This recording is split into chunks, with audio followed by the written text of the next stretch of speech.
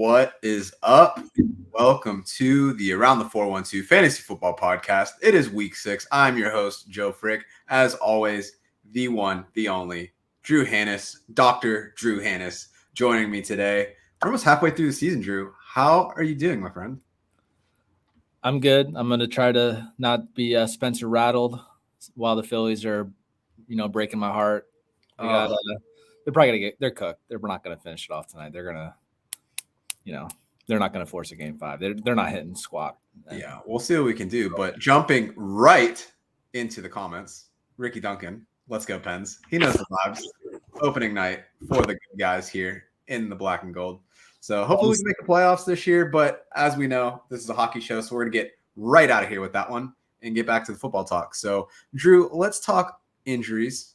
Get off the lab coat. What can you do for me? Also, as I'm trying to figure out how to navigate technology, which is not a strength of mine, shout out to our new backdrop. So hopefully people are liking it, see what we're doing, and we'll get cooking. So what do you got for me? Zach Moss, right ankle injury. He's believed to be okay. David Njoku, after coming off a high ankle sprain, he now has a knee injury. They're not saying a whole lot there. So it doesn't sound like he's going to play, but something to monitor. Nico Collins, the big one of the week with a hammy, already placed on IR. There's a lot of talk about Xavier Hutchinson. We were talking pre-show about his snap going up. I mean, we could obviously think it's going to be a lot of Tank Dell and Stephon Diggs, more likely, mixed in some Dalton Schultz. But for me, I was a little worried about – I didn't think that they looked too good after he went down. I don't know if it was like a shock. We lost our number one option kind of thing, or if maybe this is something we should worry about with CJ Stroud. But that's something to monitor moving forward with him being out probably at least 4 weeks, obviously, maybe even longer. And then hammies are kind of things that linger all year. So hopefully he can take his 4 weeks and come back strong. But that's a big injury. I think he was he wide receiver 2 so far this year, right? Yeah, even balling. And I think that was one of the biggest maybe draft steals. You didn't know how things were going to shake out in Houston. He's been the alpha of that offense. People are going to have to step up. So there's a lot of chatter about Xavier Hutchinson taking in his role. Stephon Diggs was also wide receiver 9 going into last week. So you're obviously going to see an uptick for him. Could this be the resurgence for Tank Dell? We'll see. I think it becomes the Diggs show for me. Back-to-back weeks, we lose steal of the draft, per se, Rashee Rice, and then Nico Collins. And Rashee Rice is done now. We thought that there was some optimism going into this week, but it seems like when they got in there, it didn't look as good. So he's going to miss 4 months. With the LCL, do you have any concerns about that? I know you are very much year after ACL injury, kind of shy away from that. LCL, different ligament. Does that bother you at all? No. I mean, he should be good coming in the next year. It's real bad when you have that injury in conjunction with a bunch of other ones. Okay. But by itself, I'm not really too worried about it. I think they'll get his surgery done. He'll get back pretty early in the offseason, too. That way he can spend most of the offseason rehabbing and getting back to where he needs to be for next year. So it shouldn't be too concerning from a dynasty perspective. He's going to be so ready to be suspended. It's going to be crazy. They're trying to get him suspended now. I don't know if you saw that. As they should. As any good team should. But that's fricked. Come on. That's so fricked. They're hiring Harvey Specter to get him suspended early. And you don't know the Suits reference. I can't. No. It's fine. Anyways, another somewhat big one, Devon Achane, a concussion, so something to monitor throughout the week. This is the thing that we worry about with him. He's just a small guy. He's 170 soaking wet going up against these big D linemen when he's running the ball. It's tough. So it's something to monitor with him in nonlinear injury like we always discuss. But the Dolphins, I think, are on a bye this week, which is perfect timing. To add to the concussion front with the Dolphins, Tua is seeing an expert specialist during the bye week for his concussion. So the fact that he's still meeting with people is still a little bit concerning as well for him. But are they in Germany? I don't think so. Okay. It's somewhere outside of Miami, though. Gotcha. Well, that's probably good given all the hurricane stuff. Hopefully everybody's safe down there. Yeah. But yeah, I don't know if Tua is going to be back when he's eligible off the IR too. So another thing to monitor, that whole offense is just you got to stay away as and this is week 3 out of 4 on the IR. Yeah. So if you are going to buy low, on a player, this is probably going to be the lowest if he is coming back anytime soon. Obviously, if Tua doesn't come back, their value is shot. But this is the lowest value that I think that they'll have for the balance of the season if you are bullish on him coming back. Yeah, I mean, they're bad. So if he doesn't come back soon, it's going to get to the point where why should they bring him back for this year? Sure. We're getting there because they have 1 win, right? Yeah, they are 1-4. I believe so. Which was always going to be interesting with the Dolphins because they didn't really have a good record against winning teams as it was. So going into the year, they're 2-3 right now. So they won last week. So 2-3. Bills are 3-2. That division's pretty open. Jets aren't looking too hot. Patriots obviously not looking too hot. So depending on what the Bills do, there's still hope. I think it's going to make it more of a difficult decision because it's probably only going to take 9-10 wins to win that division. Yeah. I still think the Bills will end up running away with it. Yeah. But we'll see. It's a week-to-week thing. He's not eligible to come off right off the bye, I don't think. Do they count the bye? I guess they do count the bye. Yeah, it would count. Yeah, so I guess he is eligible to come back next week. I don't see it. If he's still meeting with specialists, how are you going to get him back behind center? I mean, I don't know. We'll see, but I don't feel good about it. Aaron Jones suffered a hip injury. There's not too much about it because they're also on a bye, so they don't need to really report anything on an injury report right now. Right. But that's something to monitor. If you can pick up Ty Chandler, I feel like he probably cleared waivers because people, like the way people look at waivers is they'll look at the projected for that week, and then Ty Chandler was just at 0, so he's probably sneaking by. I feel like a couple leagues where I'm in, he wasn't picked up because of that. So I grabbed him after he cleared just to be safe because last year when he had the opportunity to play full-time, he was pretty solid. So I think that he's a guy that you would want to target if Aaron Jones misses. Aaron Rodgers suffered a knee injury, but it seems like he's going to be okay and he'll be playing. Derek Carr suffered an oblique strain. He's already expected to miss 2 games, potentially more, and we're going to have the Spencer Rattler show. Let's get it. We'll see. I mean, going into his collegiate career, he was expected to be like a top pick, like top overall pick. Right. He just fell off pretty hard at Oklahoma, lost his job. But I don't know. He's kind of like a free-spirited guy. I feel like he'll try to sling it. I mean, he's going to be able to run. So he had over 1,000 rushing yards, I think, last year. Yeah, he might be something to offer in 2 QB leagues, something to look at. Would you trust him this first week, though? I would say no. Who do they even have this week? So the Saints, I believe, are playing the Buccaneers. So the Buccaneers, they've been pretty porous for quarterbacks. They're giving up 7 points per game more than average in the last 3 weeks.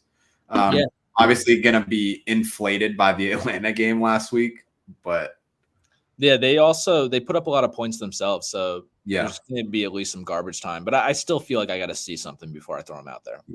Yeah, for sure. Cool. Any other injuries you got for us? No, man, that's all of it. All right, cool. Big ones to Nico Collins and Devon Achane, but good deal. All right, so let's transition a little bit. We are going to jump into fantasy headlines for the week, but before we do that, already seen some folks in the chat, so let's address some of the questions.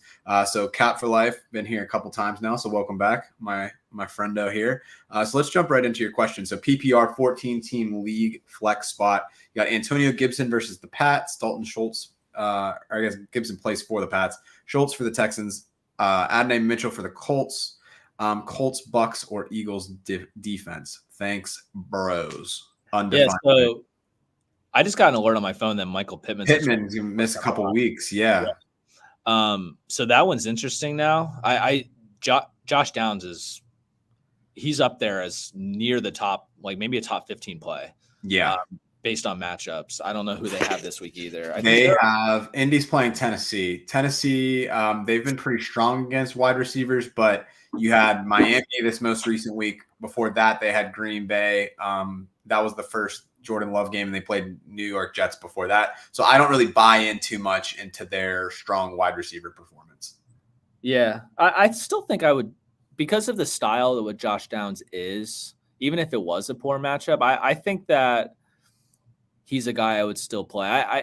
Downs didn't practice, but I think that he's kind of been at a limited It's Wednesday, so I don't really put too much stock into missing practice on Wednesday. It's also because he is coming off an injury. Last week was Right. his first or second game back.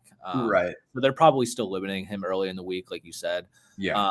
I like him moving forward because he gets a lot of targets and they're high percentage throws. He might not get into the end zone as much as other guys, but he's going to get a lot of volume, and volume is king. So he's a guy that I would want to play. And Alec Pierce, he looked – He's been good. He led the league in receiving for the first few weeks. But to get to the question, even with Nico Collins out, I don't feel good about starting a tight end like Schultz in the flex. I think it's very boom or bust. Not really feeling that. And I didn't see anything at the end of the game after the injury that made me have confidence that Schultz would be like a solid play. Gibson, we talked about this last week with like the benching of. Well, Ramondre left the game late with an injury too, but his right. injury, there's no information on it that I could really even say. They just like it was so late too that the broadcast didn't even have a chance to talk about it. Right. I think he has an ankle. That's what I think it is, but he's something to monitor too, because if Ramondre does miss, then Gibson's probably a good play. Yeah. They're a pretty neutral matchup. And then I do like Aiden Mitchell. I think he can step up into that Pittman role really well. But I think Mitchell's more of a DFS play this week because you don't know what he's going to look like yet. But if he pops, that's the kind of play that's going to win you some money. Yeah. I think though, if Ramondre's playing, then I would probably start Mitchell. If Ramondre's out, then I play Gibson. Schultz isn't really a consideration for me. On the defensive side of the ball, Eagles against the Browns. Eagles are the best play this week. Yeah. I feel like, for a streaming. I like the Eagles this week. I also like the Chargers against the Broncos. All right, jumping back up. I know I'm going a little bit out of order here. So we got Jonathan Santiago here. Welcome to the show. What's up, guys? I'm in a Superflex league stuck with Deshaun Watson. Wah, wah, wah. Should I pick up Andy Dalton or take a gamble with one of the rookies starting? I would definitely take Dalton. I think that he has a neutral matchup this week. They pulled him from the game last week to prevent him from like getting hurt in a blowout. So they still have quite a bit of confidence for him. So I think depending on the rookie that you have, I'm assuming it's not Jaden Daniels, he's a must start. Caleb Williams is going to be a must start. If you have, say, like Drake May, I don't feel comfortable rolling him out because that offensive line is so bad and their defenses, or not their defense, but their offensive weapons are pretty horrendous. That was one of the headlines we were going to talk about. I don't see that changing the offense. Maybe he does pop. Maybe his next big thing, but that line is so horrendous. I don't think I would have confidence in playing Rattler. I don't think what Bo Nix did last week makes me have confidence in starting him in Superflex yet. I think he's a good hold. So I would feel good about starting Dalton. I think he has a high floor. You can see what you got there. There's worse options out there. I think this is a situation where he's going to have to try to roster more than one quarterback, though.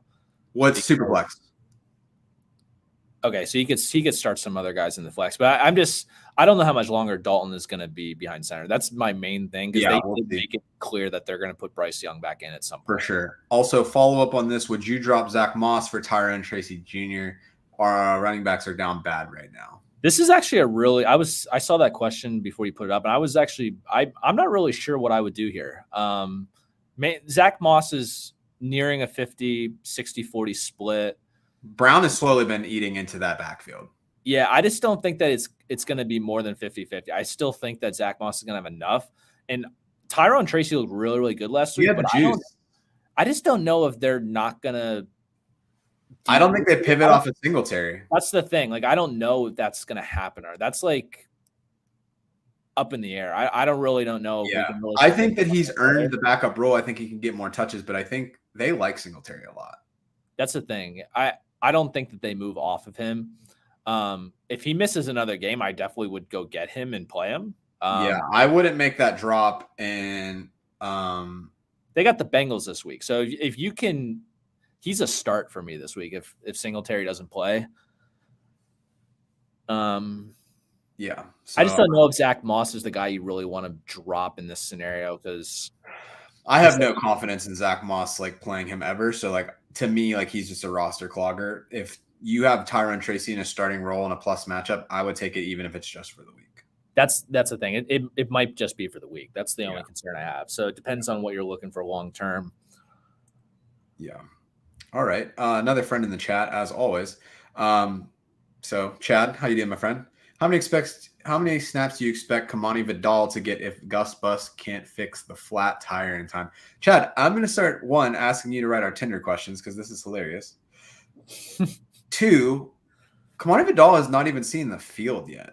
Yeah, so, I'm not really in on him at all. I know that going into preseason, he was the dynasty darling of he's going to overtake the backfield. Dobbins is washed, Gus Edwards is washed. I don't see it.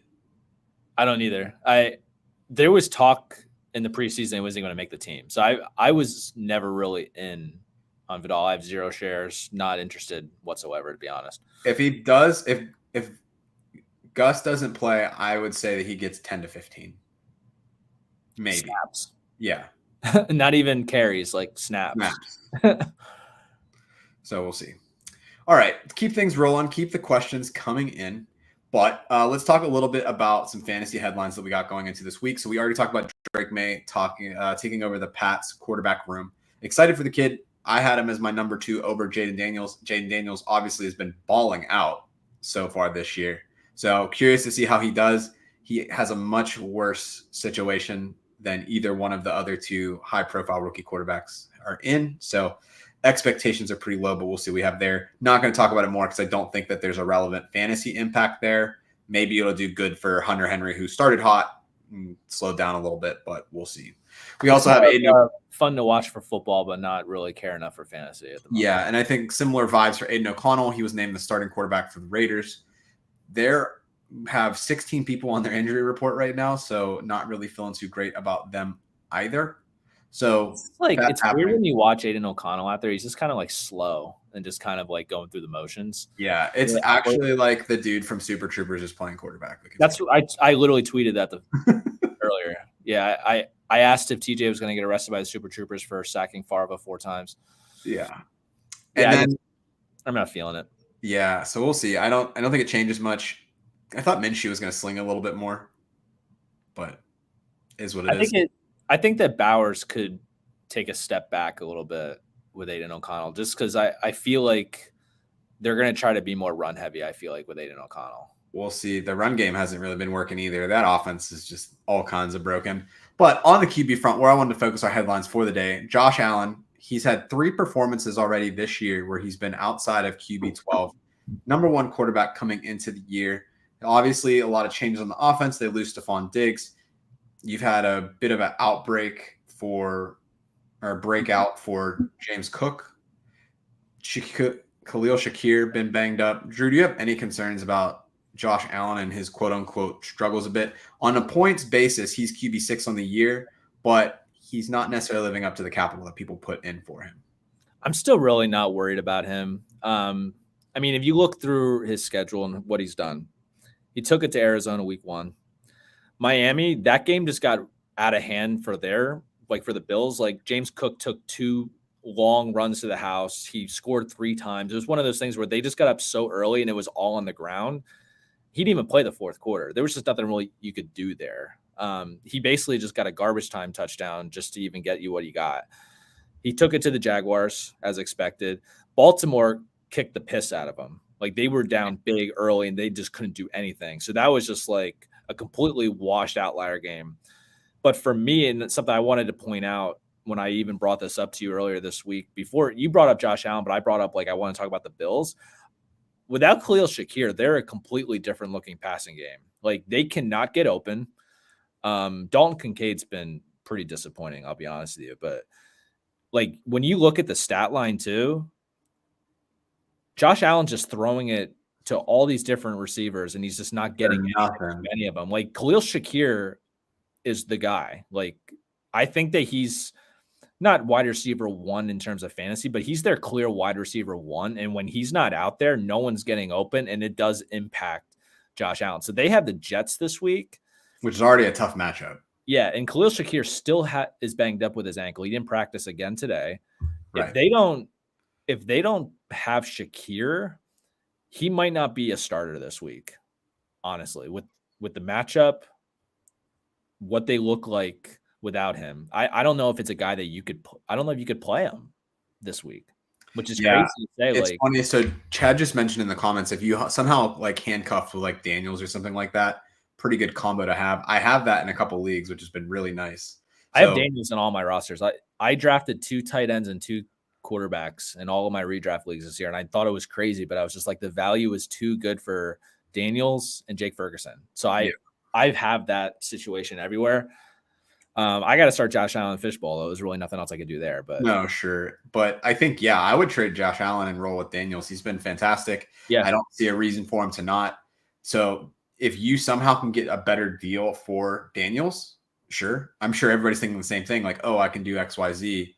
But I think Josh Allen does bounce back. I'm not terribly worried about him. So I would, whatever you can get the value for. People might not want to say, hey, like, give me the guy that's with the worst offense. Give me the new hot thing. He runs enough that it's always going to be fine. It's just that a couple of these weeks here, he just didn't have that opportunity. And they are a completely different passing offense without Khalil Shakir. It's pretty crazy how big of an impact he's had. Yeah. Sweet. So before we get into Fantasy Football Tinder, let's hit another round of questions. So thoughts on Dare Agumbawale? Do you pick him up or Adonai Mitchell from Indianapolis? You would be dropping Gus Edwards, and they already have J.K. Dobbins. Agumbawale's been pretty solid, actually. He's been splitting 50-50 with Cam Akers. Cam Akers doesn't offer anything in the passing game. He has that one lame duck touchdown that he got in garbage time a few weeks back. But Agumbawale's been solid. I think that he's worth more than Gus Edwards, that's for sure. And Joe Mixon's still not practicing, so he could be back any week, but it doesn't look like it's this week. So yeah, so we'll see what happens there. I think he doesn't. I would, knowing that we have this whole IR situation unfolding with Pittman, Mitchell would be the pickup for me. But because I know, like, Derek was really high on Mitchell coming into the draft. He had him like rated like 12th best player off the board. So this is really. I didn't even acknowledge the Mitchell part because I was like reading something on my paper here. But yeah, Mitchell's definitely a play over Agumbawale. I just only heard the first part. It's my bad. All right, so we'll touch about this one a little bit. OnlyFantasy, that was my pick for last week. Obviously popped off a little bit, so we'll get to your Ramondre question. Won't forget about you there. One more question from Jonathan though. So full PPR, 1 point for first downs. Need 2 running backs between Dobbins, Brian Robinson, Javonte, Najee Harris. I don't like Brian Robinson's matchup this week against the Ravens. So I don't either, but to me, he is like the safest option out of all of those players, in my opinion. Well, last week he kind of had a tough week. If he doesn't get in the end zone, it would have been pretty ugly. Yeah, but I feel like you could say that about all of these guys that are on this list. Like Najee has done nothing. I have no confidence in that offense right now. Javonte, the last 2 weeks, though, has really turned it around, but all of his stuff is coming from passing game utilization, which has been nice. And full PPR. I actually like Javonte as one of the options. Yeah. They do have a tougher matchup against the Chargers, but it's really just given that he's being the passing option, it almost makes that like better for him. Yeah. Yeah. And I don't know if you could start Dobbins against the Broncos because their defense is so good. No, so I would pick the middle two. B-Rob just as like best player on the board there, and then Javonte, I think like I would take that, even though like Vegas is like a plus matchup. Najee, unless he scores, there's just nothing there right now. Yeah, because he's had several plus matchups over the last few weeks, and they haven't capitalized on any of them. Yeah. Yeah. Chad just found out that Pittman's heading to the IR. Welcome to the show. You got to fast forward. All good. All right, so let's get our faces fixed, and we said, what did I miss today? That. Everything, so many things. All right, so let's get into it. Let's do a little bit of Fantasy Football Tinder. We're gonna get our logo fixed up here. Bang that out. And so let's do this. So we're gonna do some little Fantasy Football Tinder here. If this is your first time on the show, basically what we're doing is the trending topics this week going into week 6, we're going to discuss a little bit about. So let's just do this with an example, right? So here's our friend Zach. Is Zach going to be the wide receiver 2 in Pittsburgh for the rest of the season? Doesn't look like they're going to be able to get Devontae Adams. So what are they going to be able to do? Maybe he's the answer. For all the ball knowers and everybody that knows the underlying metrics and the swag per 60 for Zach, his eye black game will be off the charts. They're going to be swiping right. Anybody that's checked the medicals probably going to be swiping left. because dude's got knees like Juju, and his touchdown dances, while maybe great, he probably won't be scoring too many touchdowns. So it's kind of the game here. So say that again. Zach thinks he's on the team, so he might as well be at this point. So let's talk about our Week 5 fantasy darling, Tank Bigsby, running back number 1. So my question for you, Drew, are you ready for some more Tank? Can we get a Tank you come again? Or was that just a one-hit wonder? And that was pretty much that. And they're in London this week, right? Yeah, I think they're in London. Home game for the Jags. I think I read they're either at London 2 weeks in a row, or they have to go to London, come back, and then go back to London. I read something really weird. And if they did that to them where they have to go, come back, and go again, that's crazy. But they're definitely in there too. It is back-to-back weeks. So yeah. They're in London back-to-back weeks. Basically, yeah, it's a home game for them. Anyways, Tank Bigsby. The dude was real good last week. Like, he was hot hand. Funny because last year, Doug Peterson called them out that they wanted to have him be the second guy, and they didn't want ETN to be doing 90% of their workload. And he was bust city last year. Yeah, it was brutal. But last 2 weeks ago, he was 7 carries for 90 yards.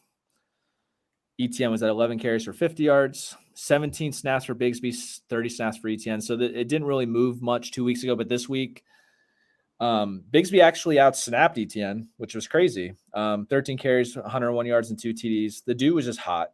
The thing for me, though, is I'm still selling it. He doesn't offer anything for you in the passing game. Only 1 target on the season is just not something that you're thinking about. It's kind of like a Buccaneers situation, but like the Miller Lite version. He's going to be like Bucky Irving, except Bucky Irving offers a little bit more elsewhere. It is a better offense. Yeah, better offense.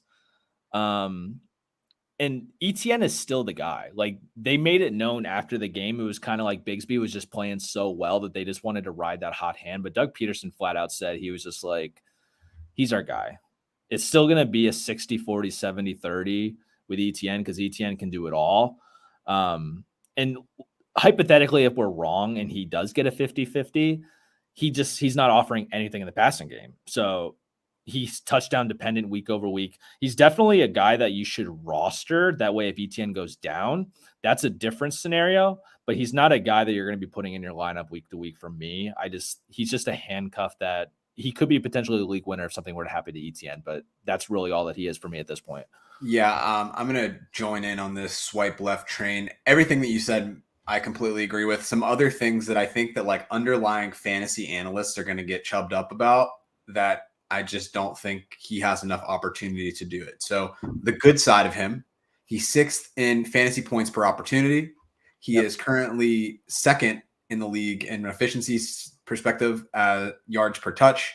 He's number 1 in breakaway run rate. He is number 1 in yards created per touch.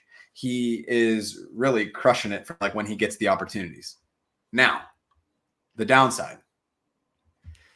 Team run plays per game, they're 27th. They're only running the ball 22 times a game because their defense is horrendous. That was literally one of my points that I missed. Their game script is horrible. And as you said, he doesn't get the targets. So they need a positive game script, and he needs to be getting the ball. I don't really see it. The other thing that we're going to struggle with, the most predictive thing for a running back in fantasy production, goal line touches. Yeah, you might have a week like this where you break one off. Look at J.K. Dobbins week 1 and 2. He had 2 long runs. We haven't heard anything from him since. Tank Bigsby, he has 5 red zone touches, only 1 in a goal line situation. It's 45th in the league. They haven't had many opportunities up close. No. But that main point that I missed that you covered was just like he could potentially be in a 50-50, and he's on the wrong side of negative game script. Like he's not going to offer anything in the passing game, so how can you start him? Yeah. So to me, he becomes like elite handcuff territory. He's somebody that I would rather have than say like a Zach Moss. He's somebody that I would rather have than say, I don't know. He's in like the tier with like Trey Benson, guys like that are You're waiting for an injury basically for them to step up, and you want to have them before they hit waivers. Right. Exactly. Yeah. Also, we have a GOAT that just entered the show. The biggest GOAT of all. Yeah, I'm sure he's pretty chubbed up about the Pittman news.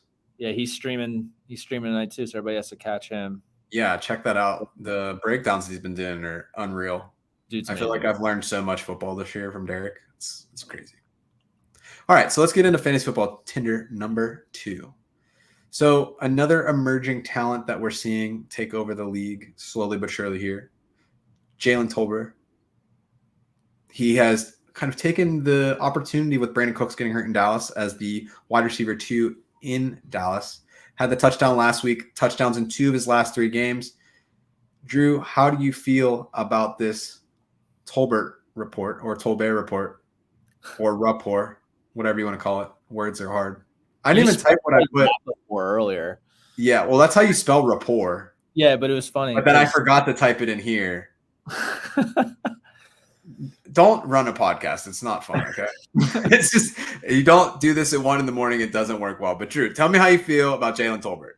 Yeah, so this one's kind of like I want it to happen. That's why I'm buying it.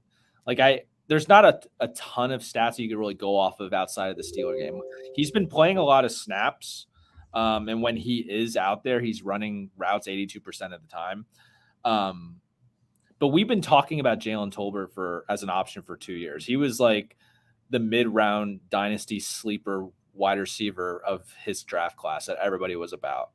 And the thing is that the Cowboys can support him. I truly believe that with how much they throw, and their defense is porous, so they're in a lot of shootouts. I still think that Jake Ferguson is going to be your number 2 option there, and CD obviously is CD, but he's running a lot of snaps even with Brandon Cooks out there. He's doing, he's on the field, he's doing his cardio, he's getting options, he's getting tosses to him. I think that he is something that should be rostered, and I think in deep leagues he might even be a flex consideration now week to week, especially with Brandon Cooks out. But even when Brandon Cooks comes back, I still like Tolbert on my roster, and that's the reason why I'm buying him rest of the season. I'm a fan of his as well. I picked him up a couple weeks ago in Fishbowl just because I just wanted to get ahead of it. I think that he was slowly going to take over the Brandon Cooks role. If you look at Brandon Cooks, like he was a guy for a few years that was like, you need someone to get 1,000 yards receiving, like he's a guarantee. Yeah, it didn't matter who they traded him to, who his quarterback was. Like Brandon Cooks was a lock for 1,000 yards. Dude is not even sniffing like 700 yards. They're looking for the option. Like you said, I do think that Ferguson remains to be the number 2, but it's hard to argue when the guy's getting 10 targets in a game where they still don't have a strong rushing attack. If I'm looking specifically at this week coming up, Detroit has not done well in the passing game. And you can't run on him. And you can't run on him. Ken Walker obviously had a couple goal line touchdowns, but otherwise, like they're going to be throwing. So I think he's primed for another good week. You could probably sell him at the bye week and see what happens. But I do think he's going to become that number 2. So I'm with you. I'm buying. And I don't think that he's somebody that I would feel comfortable as like a wide receiver 2. But if you look at the back half and especially their fantasy football playoffs right now, Carolina, Tampa Bay, Philly, Washington, Cincinnati, it's a pretty sweet lineup and you're getting them for free. So why not take a shot at it? Yeah. Cool, man. All right. So before we jump in, it looks like we didn't miss any questions. If you have those, hit us with them now in the chat. And Drew, let's talk a little bit about OnlyFantasy. Also, am I getting feedback from you? I from somewhere? I'm okay. Is it my mic or? I don't know. I just feel like I'm hearing myself, but I don't know. We'll see. All right. Well, let's transition to the OnlyFantasy experience. So every week we pick one player that we think is going to show up, shine, do big things in the fantasy football space. Chad's saying that there is a little bit of feedback. I'm going to turn myself on my side, but okay.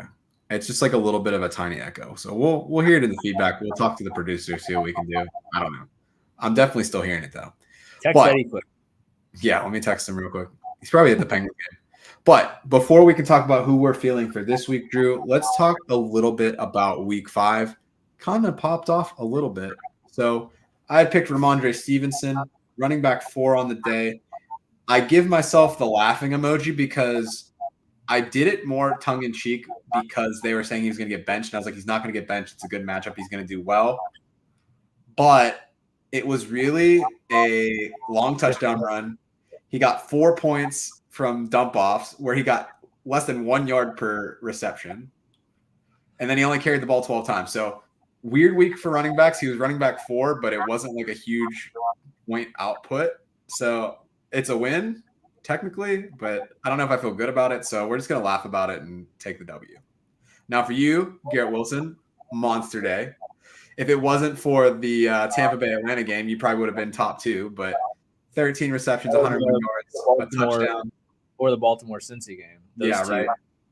22 targets, and Robert Saleh still got fired. Yeah. Do you think that this changes anything with that firing, since we're talking about the Jets right here? Do you see anything happening as far as, hey, here's what is going to change going forward? You feel about the same? I mean, there's this rumor floating around that he was trying to fire Nathaniel Hackett, and then they immediately fired him right after that. Yeah, I don't know if I buy that. It would be awesome if it was true, but they had to have a security escort him out, which is just even more crazy to me. Like, I don't know what the hell's going on there. I think if they're going to get better, they need to get Breece Hall more involved again. I think after Braylon Allen had a couple, solid weeks. Yeah, he was looking good. They lost sight of like Breece Hall because the last 2 weeks it hasn't looked good for him. I think if they get him more involved, I think they're going to be more run heavy because Rodgers hasn't really looked good. He doesn't have a good rapport with anyone else besides Garrett Wilson, and his is still shaky. But you could tell if you watched that London game last week, there was no one he was looking for besides Garrett Wilson, unless except for Alan Lazard dropping it in the end zone like 40 times. That's the thing. Like it's so funny how he loves Alan Lazard, but he throws him a pass, he drops it, and then they pan over to Rodgers. He's shaking his head like that's his boy, and he looks so pissed off out of it. It doesn't make sense to me. But I went with the science kind of nerdy emoji because it played out exactly the way I said it would. The Jets got down early. It looked like it was going to be a blowout, and then the whole second half it was just Wilson target, Wilson target, Wilson target, Wilson target. So. Big win for me with this week with the wide receiver 5, Jamar Chase and T. Higgins and Drake London and Darnell Mooney kind of pulled. Drake London had a good week too. Darnell Mooney did. Who was in that? Darnell Mooney had 2 touchdowns. Yeah, Drake London had 1. If I'm looking specifically at week 5, so Jamar Chase was 1. He had 10 receptions, 193 yards, 2 tutties. London was 2, 12 receptions, 154 with a touchdown. Mooney was 9 receptions, 105, 2 touchdowns. T. Higgins, 9, 83, 2 touchdowns. And then Garrett Wilson was at 5, 13, 101, and 1. It was just those 2 crazy blowout games that, but it worked out exactly the way I thought it would. They'd get down early, they'd have to throw, and then it was just Garrett Wilson the whole second half. It was fun to watch, and that's the way they should do it. Like the dude was open. And they were finally connecting on some passes. So it would have been awesome if he just caught all 22 of those balls. That he just became wide receiver 8 just on receptions alone. That would have been funny. Just was it Devontae Adams against the Steelers last year? He had 20 catches. Just catch after catch after catch. Yeah. But big week. Yeah, so let's move on into the future of week 6. Before you tell me, Drew, who your only fantasy prediction is for week 6, I want to know, the people want to know, Evans, Lattimore, is anybody getting ejected this week? I want your prediction. Is Lattimore playing right now? Or is he hurt? He should be playing. Why did I thought he was hurt? And even if he's not playing, that doesn't mean that a fight still can't happen. Because those two hate each other. I know. It's going to be fun, honestly. Whenever they play each other twice a year, we get to look for that. I don't know. I don't know about a fight. We'll see. She's going to say no on that. But let me hear what you got. Who is your only fantasy prediction for week 6? Yeah, so I'm going to rattle off some stats, and I'll put the name up. But the person I am, quarterback that I'm picking, the defense that he is going against, all right, giving up the most points per game to quarterbacks, 27 points per game.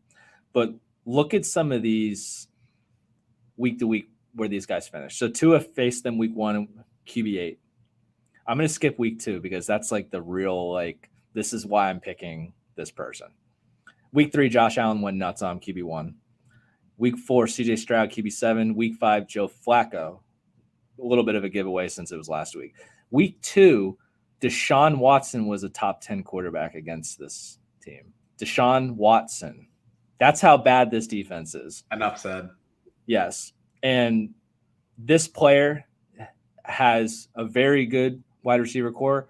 One of their players is coming back from injury last couple weeks, and another week off of injury, he'll be able to provide a little more for him.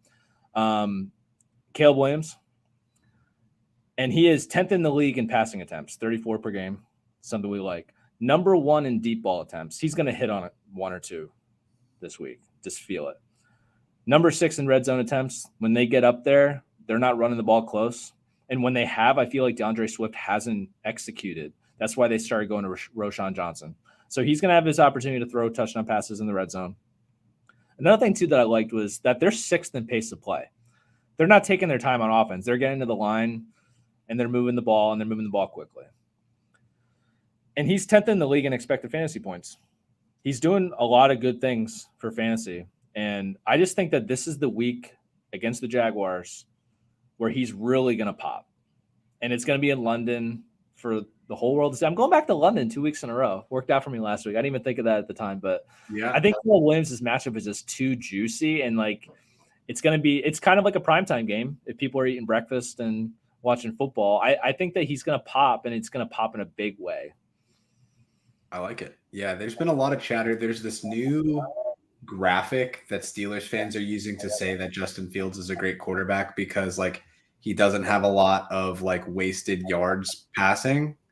And then Caleb Williams is, like, very much on, like, the left side of that graph. And they're like, look, he's better than Caleb Williams. It's like, relax. Like, let's see what we can do. But yeah, I definitely like the pick. I also stuck with the quarterback room. I didn't go into as depth on, like, research as to why, but I'm rocking with Danny Dimes. I think he has bounced back and been pretty much what we wanted to see from him 2 years ago roll into last year before the ACL. So everybody panicked week 1 against Minnesota. I think that defense is just pretty nasty. What Brian Flores is doing with the Vikings, like, they're a tough team, man. Like, they're really good. They've got everybody in a blender. Like, it's just absurd watching him just, like, wreck offenses. It's so fun. Yeah, their front has been really good. Yeah, it's the front is good, and it's not like a, hey, we're going to play cover 2 and, like, don't beat us. Like, Brian Flores is like, I'm going to fuck your couch. Like, I'm coming for that ass. Like, it's insane. So, Danny Dimes, he said the performance against Dallas wasn't great, but 18 points, 19 points, 22 last week against Seattle. I think the thing that I'm most excited about, even if Devin Singletary does come back into the lineup this week, I think, 1, they're going to have to keep up scoring with Cincinnati. 2, he ran the ball 11 times last week, and I think that's going to continue. So you're getting that built-in floor from him on the rush. I think that he's going to have a big week, and we'll see what happens with Neighbors. Hopefully he's able to play, but he's shown that even without Neighbors, he had 2 touchdowns this past week. So we'll see if he can keep that going. So I feel pretty good about it. I think that he's a top 8 play, and we'll see where we go there. So, yeah, we'll see. I'm a little pissed because I play DFS pretty heavily, but every week I take our OnlyFantasy guys. I trust our analysis. I put them in every DFS lineup that I play. Both of these guys are not eligible for the Millie Maker this week. So is that just because of the time slot of their games? Yeah. So I can't play either of them. So it's going to be a weird week.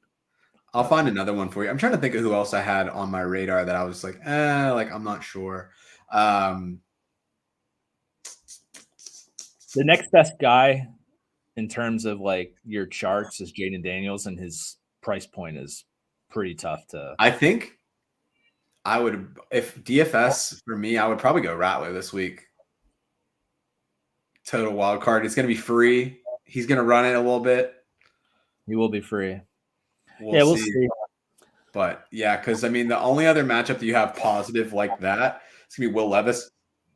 Don't really feel great about that. Fields, I don't know what Fields' price point is, but Vegas is a plus matchup.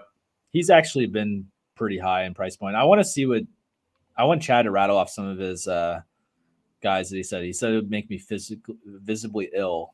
So it sounds like he's making a donation to DraftKings or FanDuel. Hey, there you go. And while he pulls that up, let's get this question that he had here. So Trey Tucker, obviously a potential emerging factor with Devontae Adams may be getting traded. He's still not planning to play this week with the hamstring.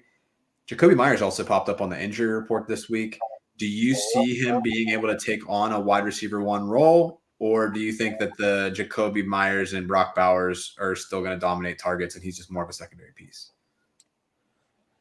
I like Tucker, honestly. I've been rostering him in Dynasty, doing the same thing with Shaheed. I was rostering Shaheed for the last 2 years, just like holding him on taxi. I kind of got lucky with a lot of these guys. I like Tucker, and I think that he's definitely a guy that I would even consider playing this week, because it's more of the Steelers bend don't break mentality. I think that there's going to be quite a bit of receptions coming his way. Well, I think the other thing too is that you have to imagine if Adams is out, it's kind of similar to what Kansas City did on Monday night to New Orleans. They completely took Chris Olave out of the game, and they pretty much just could only target Shaheed.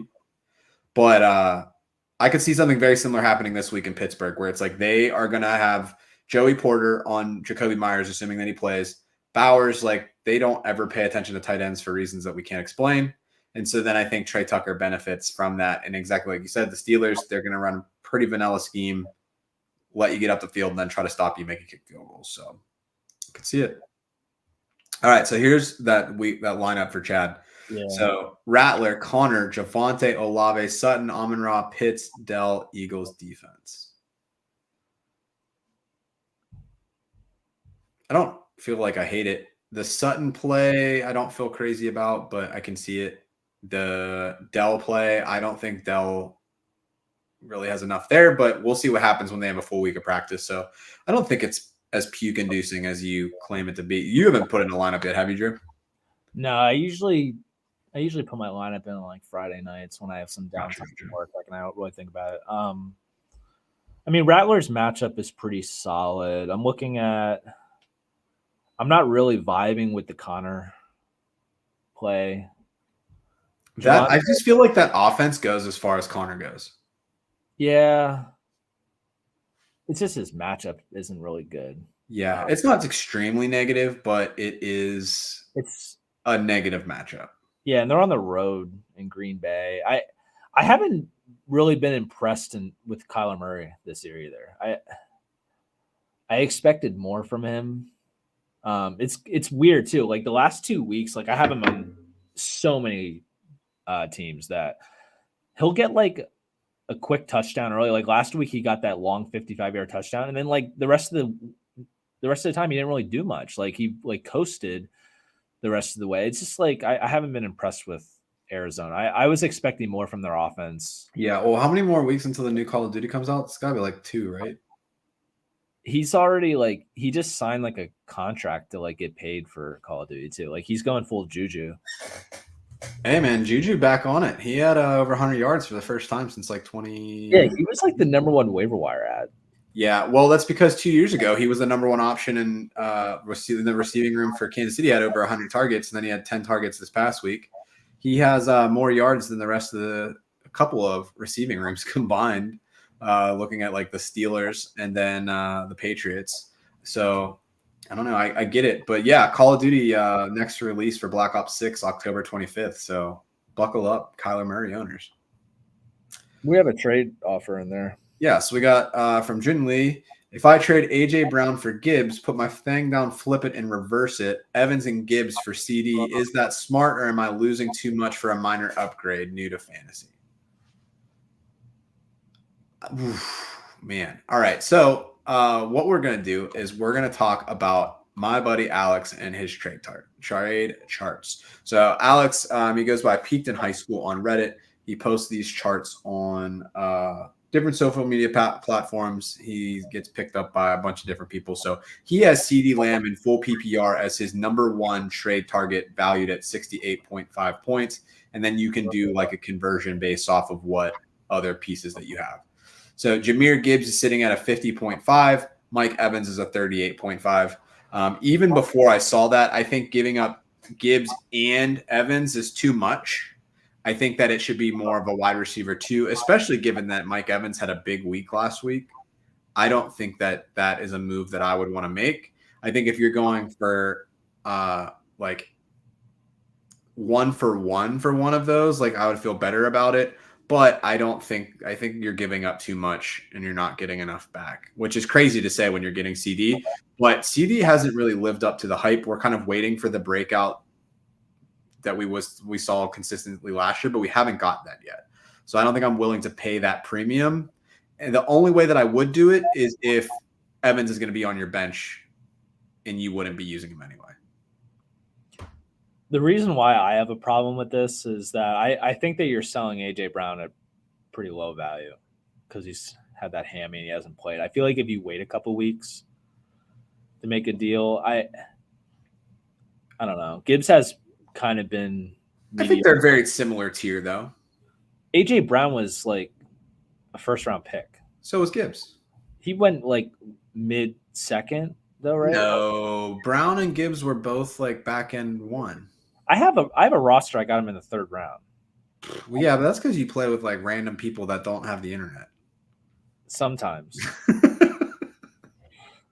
Sometimes. But I don't know. Like I just think that you're essentially giving up AJ Brown, Mike Evans for CD, which I want to see what your roster looks like after that. Like if you have some depth later on, I do think CD's going to come around. That's the main thing. Like for sure. I'm not worried about him whatsoever to really worry about like how he's looked right now. I don't know.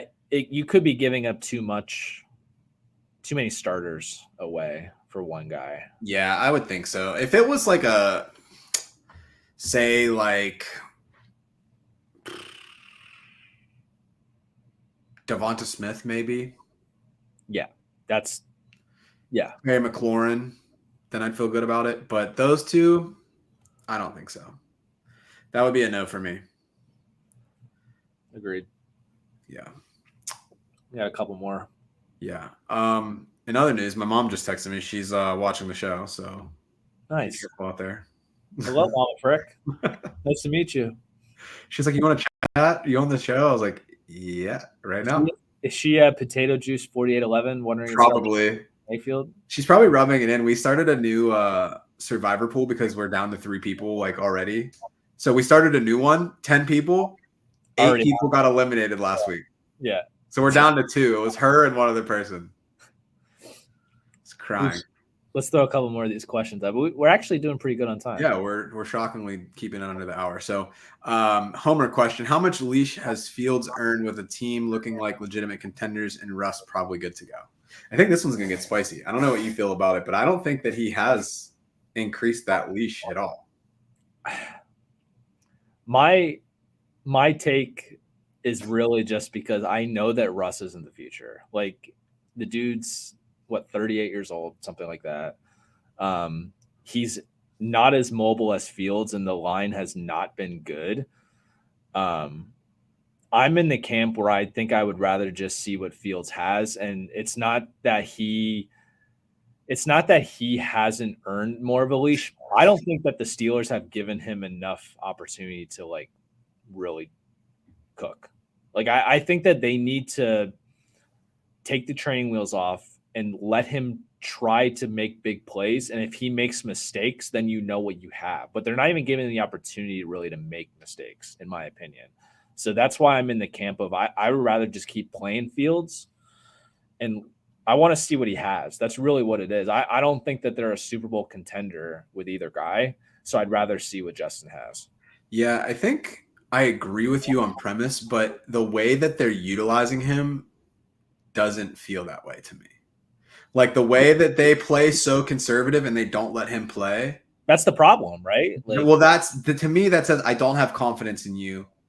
Just don't screw up, and we're going to hope that the defense can hold. Right, but they've been doing that for several years. I won't be shocked if Russ were to come in and they do the same thing. Right. That's the thing. Like I don't see them changing that philosophy because I don't think it's a Justin Fields thing. I think it's a Pittsburgh Steelers thing. Sure. No, that's fair. Okay, so getting back to that question that we had just a second ago on that trade offer from Jun Lee. So it was Hurts, St. Brown, Evans, Mason, Walker, Connor, Bowers, AJ Brown, Rashee Rice. Rashee Rice isn't coming back, so you can drop that. Yep. So if we're looking at starting lineups, so you're going to have Hurts, St. Brown, Mason, Walker. Ooh. This gets more interesting to me now. Let me ask you something quick while we're on this, because it can come into play here. I think Jordan Mason is a sell high now. And the reason why I'm going to say that, it has nothing to do with Christian McCaffrey and him coming back. I have Jordan Mason on a lot of teams, and I'm increasingly week to week feeling like he's touchdown dependent because he offers nothing in the passing game. And I just see him just chilling around 8-9 points a week, and all of a sudden he gets a late touchdown to save his week. Like I think that Jordan Mason's he's kind of overvalued because he's scored every week. Honestly, like I think that those touchdowns might come back a little bit, and I think that he's going to be hurting lineups more so than helping them. And I think that he's a sell high. I do think that, because they're saying the earliest that you would potentially see. I'm still on the 9, right? I still don't think he plays this year. I think he's going to come back, but I don't think it's going to be during the fantasy regular season. I think it's going to be during the fantasy playoffs. And I think that Jordan Mason is touchdown dependent. Like, let's pull up some of his stats here really quick. I have him on so many rosters, it'll take me a second to find him. Okay. Yeah, literally first one. So last week, he didn't get in the end zone. 14 for 89, 8.8 fantasy points. He ended up getting one catch for 9 yards, but he fumbled. Week before that, he was 24 for 123. He got the touchdown. He got the 24.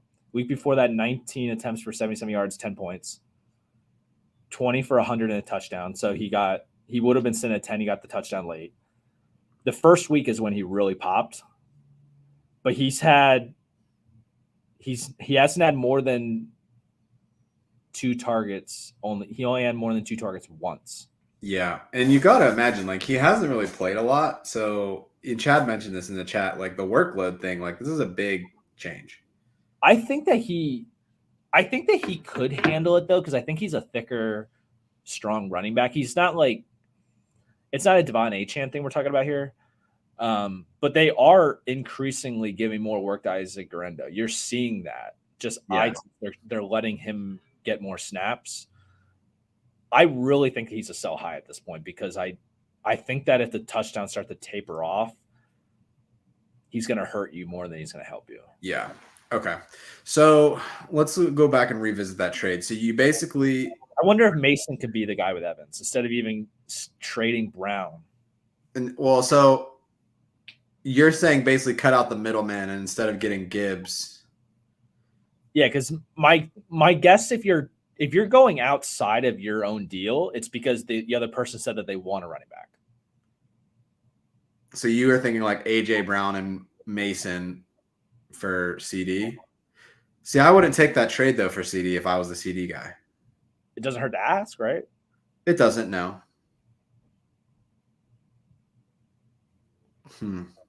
Okay. Because you're looking at AJ Brown and Evans, which it's much more capital for you. Well, the problem though is that you, in a 10-point full PPR, by trading the 2 receivers for 1, you're essentially slotting Mason into your flex. I would rather have AJ Brown and Mike Evans and start Connor and Walker than have CD and Mason. Yeah, so I still wouldn't make the trade. I say don't make the trade, but if you could do AJ Brown and Mason, I think I would do that. Yeah. If they say no to that, then just don't do it. And he also just responded again. He's 4-1. He's holding Rashee Rice because he had hope for you to come back from the playoffs. I did the same thing, but it's basically out of the question now. He's going to be out for at least 4 months. His surgery happened, and it's a firm 4 months. He's looking at February. So he's done. You can drop Rashee Rice with great confidence now. But I would consider the Mason. AJ Brown and Mason. I would not trade Mike Evans on top with that, though. Cool. All right. We got Grandma chat in the house. He said CD guy is 1-4. He needs running back depth. He told me he would be down for that trade. I think it's Mason and AJ. Mason Brown. and Brown, I would do. Okay. So Untamed Music. I'm not going to scream this out loud, but thanks for the all caps and joining the show. So who wins this trade half PPR? Gibbs, Darnold, Dell, Johnston for Marv, Najee, Baker, Andrews. Ooh. That's a whole lot. So Andrews, I want to bring up quick while we're at this. Yeah. He did get some run last week, but I still like it took like. Well, that was weird because Kovar had like a 50-yard gain. Likely didn't do anything, but then he got 2 touchdowns, and then Andrews did decent. Like that was just a really good tight end matchup in general. And I think it was because it was so high scoring. That too. Really, I still have no confidence in Mark Andrews right now. Yeah. So I think that Baker is a sell high. His what he's doing is unsustainable, and he's running the ball a lot, which I don't think that he's going to do. Darnold and Baker to me are one and the same. They're not truly rushing quarterbacks. You're touchdown dependent, so that's a wash. I would rather have. I'm not. Dell and Johnston are nothing to me. Yep. But it's like, would I rather have Marv and Najee, or would I rather have Gibbs? I think I picked the Marv side because I really think it's just Gibbs on that other side. And I still believe in Najee because he's a second half player. Like for some reason, he turns it on after their bye week. So I think it's Marvin Gibbs, but then you're getting. Would you trade 1-for-1 Marv for Gibbs? No. So that's the which side do you feel on that? Like who do you like better, Gibbs or Marv? It's Gibbs, but it's really tough for me because David Montgomery is a huge factor. He might even be more of a factor than Gibbs is. For the Lions, but I'm not really impressed with, like I said earlier, I'm not really impressed with what I'm seeing from the Cardinals. I don't get it. I thought Marv would be a consistent 10 target guy. Yeah. And that's not happening. And it's pretty disappointing. I think everybody loses in this trade. There's just so much to it. Like a 4-person trade, like just switch passwords and just take over the other team. Like half PPR makes Gibbs a little less valuable too. Yeah. Okay.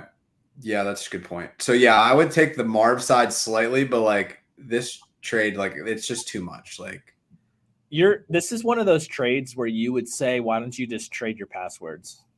Right. That's your thing, and it's true. Okay. Moving on along.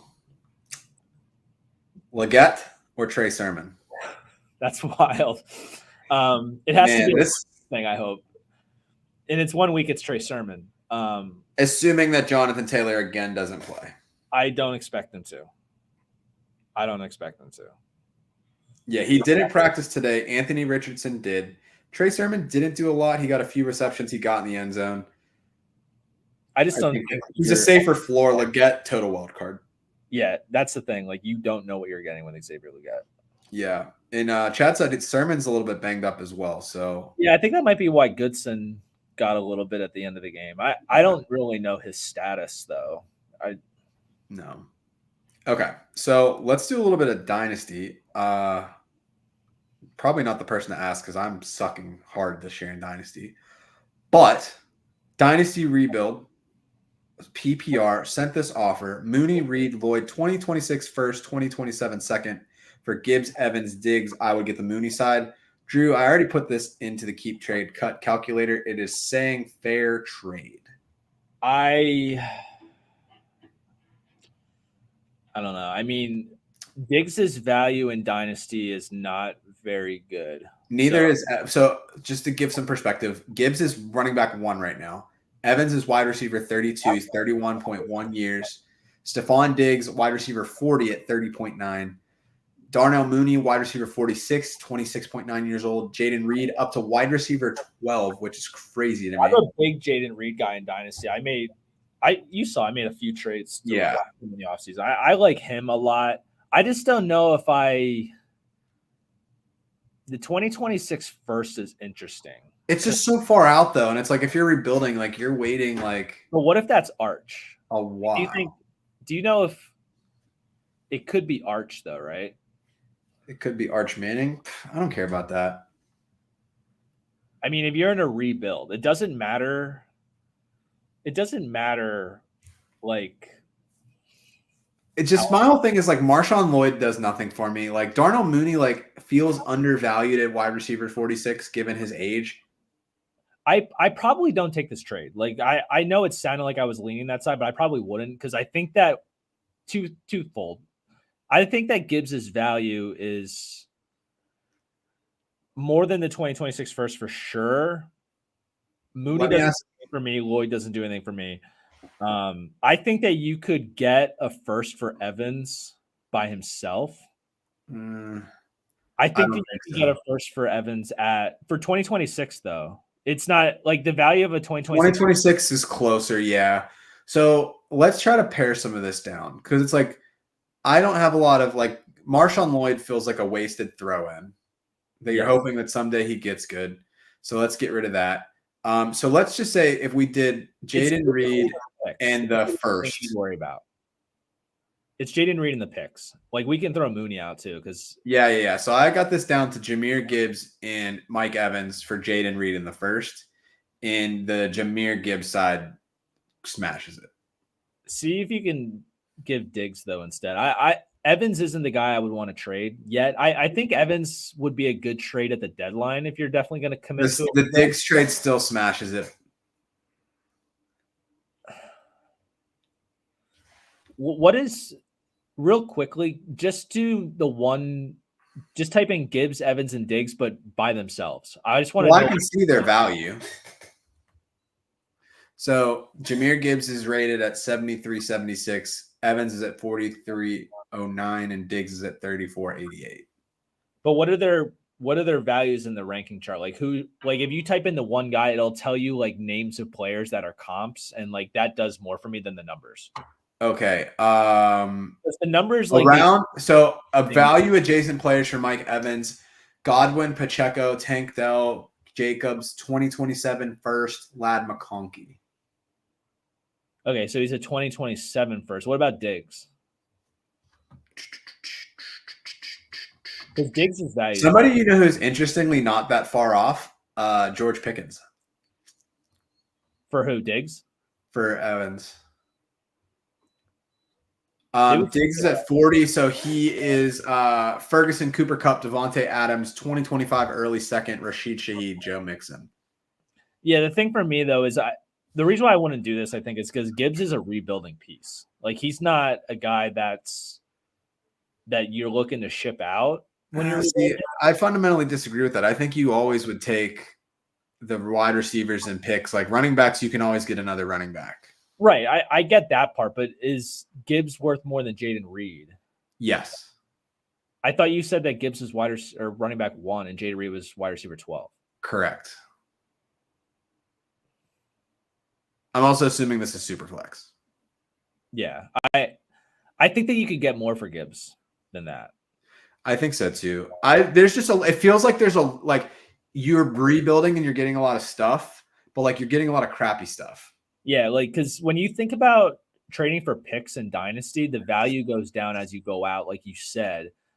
A 2026 first, you don't know what that other team's going to look like in 2026. If you're getting like the 8th or 9th pick, it's going to drop that value a lot. Yeah, I always do the trades like that are out a bit, like in the middle. That's what I do too. But I think that team's going to be a contender with Gibbs, Evans, and Diggs, and you're looking at them being a deep playoff team. Yeah. Because they're making that deal with that expectation. So that, to me, that 2026 is a first, and that 2027 could be a third. Yeah, I don't know. I probably wouldn't try to do all of that at once, I think. Like, I would try to sell off piece by piece. I also think if you are in a rebuilding situation, wait until someone's willing to overpay, and I don't think that's an overpay. Right. So you wait till the deadline. Yeah. Unless you don't have one, then you just figure it out. It's like the best time to make trades in Dynasty is deadline or during the rookie draft because people get chubbed up for sure. I got like 202 for Garrett Wilson. Like I got Garrett Wilson for 202. Like, yeah, stupid. All right.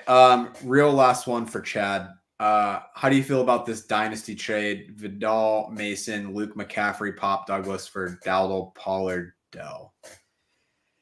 It just seems like mid for mid. That's literally what I was going to say. I just don't see what you're getting at. Like it's you just seem bored.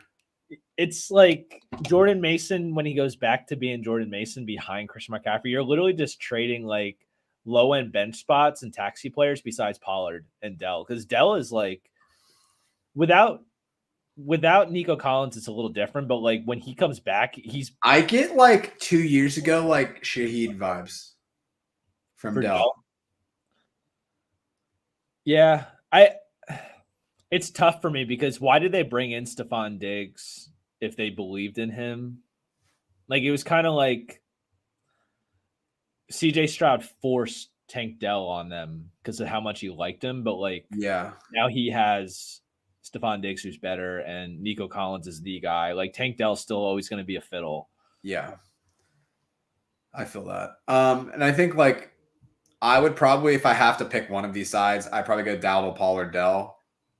If you're, because I still don't get the whole Kamani Vidal thing. And Pop Douglas he's not going to be anything moving forward. I'd rather have Dell and out of all of those players. So the only guy I like on that one side when Jordan Mason's a backup again is Luke McCaffrey. I actually do like him. I just hate where he went. Yeah.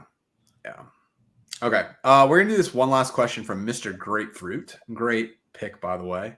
Would you guys rather have Sam Darnold or Caleb Williams as your QB2 on your bench? I'm leaning Darnold because of the Hawkinson return.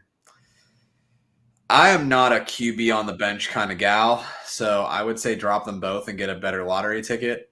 If you want to keep one on the bench, I would pick Caleb Williams. He has the rushing upside, even though he doesn't do it as much. Sam Darnold, he's been very efficient, but I think that he's going to come back down to earth a little bit. I'm also not pro stack in a redraft league, so to me, like having Hawkinson comes back does nothing to me for Sam Darnold's value. I don't think that TJ Hawkinson is really going to provide much to you this year, personally. I know that we have different philosophies on this. I don't mind having two QBs or two tight ends, but for me, it has to be someone that I really think has a lot of upside. Like the ones I have Kyler Murray and Jaden Daniels. Like those are the types of guys I'm going to do guys that are really good and like starters, but then I'm just going to pick the better matchup week to week. But like a guy like Sam Darnold, I don't see him keeping that up. And I'm never going to be like excited about starting Sam Darnold. I'm like, I hope that you don't decide to like remember your Sam Darnold this week. I like having Caleb though, because I think that he has the potential once he really figures it out, which you never know if that could happen. He's progressed every week. I'll give him that. Exactly. That's the reason why I have him as my OnlyFantasy this week. I think that this is like he's progressed every week. I think this is the week where he can literally just like take over and be the guy like that we expect to play in fantasy. Because like I did think that he was kind of like a top 10 fringe QB based on how often they're going to throw in his. Yeah. What was that stat we said a couple weeks ago? It was like all college QBs that have, or like pretty much all QBs that have over 100 rushing attempts per season are pretty much locked in for QB 12. And May, Daniels, and Caleb all do that. Exactly. So you could definitely see that there. Plus, I mean, you look at the weapons. They have DJ Moore. They have Keenan Allen. Like, there's so much good there. You got Rome there, too. They've been doing a lot of good dump-offs with Swift. Like, the offense is built for him to be immediately successful. Yeah, so I would keep Caleb because I do like to have a second option if I get an injury. Like, I've been that way most of the time. But I think that the guy that's going to have the clear upside to be really good is Caleb. I think that Darnold's going to fall off. And I think that if you could find a team that's struggling at the quarterback position, maybe you can dump Darnold on them because he's like QB3 or some shit right now. Like, let me see. Did he fall off a little bit last week? Because he was QB2 heading in. Well, yeah. So on the season, he is now QB10. So it was that bad of a fall off last week. So he only had 5 points against the Jets last week, and then he has the bye this week, so that's going to hit him too. So fantasy points per game, he's already at 13th. Yeah. So to me, it's like he's already falling off based on what his value is. So I think Caleb's the high upside guy. Yeah, Caleb obviously lower in those ranks, but he struggled earlier at the start of the year. So 7 points, 9 points, but 2 of his last 3, 19.3 against Indy. The Rams, he put up 11, and that was just lack of TDs. And then he put up 23 against Carolina. He has Jacksonville this week. He has Washington the week after the bye week. So he's got some good matchups coming up. So I would definitely rock with that. Only tough one for him, he's got San Francisco, Minnesota, the beginning of the fantasy football playoffs. Yeah, and then at that point, if you're in the playoffs, you should just play your studs. I mean, I wouldn't put him in the stud category, but yeah, I hear what you're saying. Especially because he's your backup. So, yeah. Caleb's not a guy I'm starting in the playoffs. Yeah, that's what I mean. Gotcha.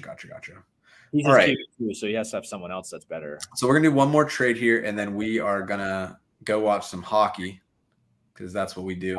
As well. Should I trade Jahmyr Gibbs and DJ Moore for CD and ETN? That one's interesting. Yeah. Oh boy. DJ Moore looked really good last week. He did. I think I do that. I'm CD side. I think I do that if you can get CD and ETN because, I mean, I sold Tank Bigsby for a reason. I still think ETN's the guy, and CD is the best player in that trade. So I think that ETN and Gibbs are kind of a wash. I don't think that they're a wash, but I think it's RB like 8 versus RB 11 in terms of their draft. Yeah, but I don't care about that anymore. Like ETN, has fallen off. Like he hasn't been doing a lot. The benefit that he has is that even when Jacksonville struggles, he's going to be the pass down back. Yeah, I just David Montgomery is limiting Gibbs' upside. That's the thing. That's why I still think that they're a wash. Yeah, I think Gibbs is substantially better than ETN, but I think the gap between Gibbs and ETN is smaller than the gap for Moore and CD for me. It's very much different. It's very different. Like the gap between Gibbs and CD is very. So different. I would be on the CD side as well, but I don't think it's fair to say Gibbs and ETN are equal. What's their tiers in that Reddit chart?